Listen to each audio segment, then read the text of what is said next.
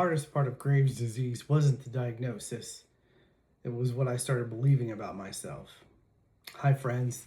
This is Todd Mills from Intermountain Coaching and Consulting, where we help you navigate life's terrain. There was a season in my life when something felt wrong, but I couldn't put my finger on it. I was exhausted, not the kind of tired that comes from a long day or a busy week, a deeper kind of exhaustion.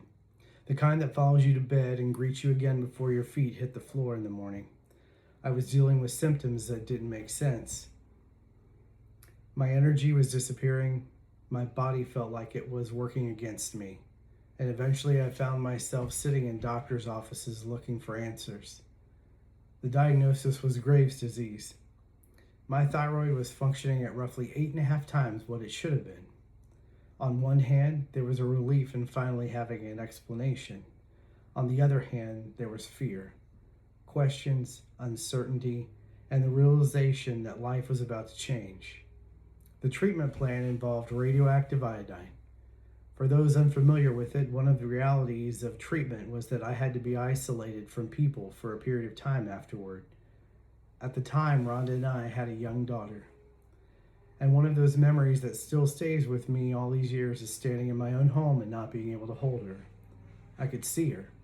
I could hear her. I could watch her laugh and play. But I couldn't pick her up. I couldn't hold her close. And I simply couldn't be her dad in the way I wanted to. For a young father, those moments feel much longer than they actually are. Eventually, the treatment did what it was supposed to do. The thyroid that had been working too fast slowed dramatically. In fact, it slowed so much that I became hypothyroid. What followed was medication, adjustments, and learning to live in a body that no longer worked the way it had once. But if I'm honest, the physical symptoms weren't the hardest part. The hardest part was the conversation happening inside my own head. How did I let this happen? Why can't I fix it? Why can't I push through it? What's wrong with me? Those questions became constant companions, and over time, something dangerous started to happen. I stopped seeing myself as a person experiencing an illness. I started seeing myself as the problem. Maybe you've experienced something similar. Maybe it wasn't Graves' disease. Maybe it was chronic pain, depression, anxiety, burnout, grief, an injury, or a diagnosis that you never expected. Whatever the circumstances, many of us eventually reach a point where we stop fighting the illness and start fighting ourselves. We begin measuring our worth by productivity, our value by our performance, our identity by what we can accomplish.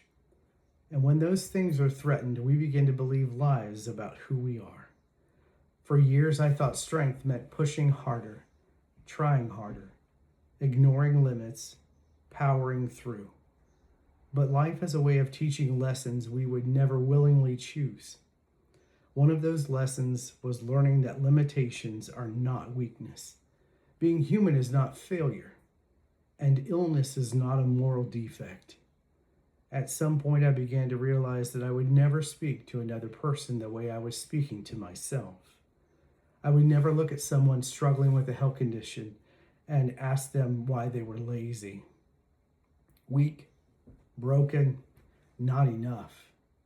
Yet those were often the messages I was directing inward. Healing didn't happen when every symptom disappeared. Healing began when I stopped treating myself like a problem that needed to be solved. It began when I learned to offer myself the same grace that I freely offer to everyone else. Today, I still carry reminders of that journey. There are still challenges. There are still limitations. But there is also perspective. I've learned that our worth is not determined by how much we produce. Our value is not tied to our performance. And our identity is not defined by our diagnosis. We are more than what hurts. We are more than what we've lost. We are more than the labels attached to our medical charts. So if you're walking through a difficult season today, let me leave you with this thought. What if the thing you need most right now isn't more effort? What if it's more grace? And what if you offered yourself the same compassion you would immediately offer someone you love? Take care. Until next time.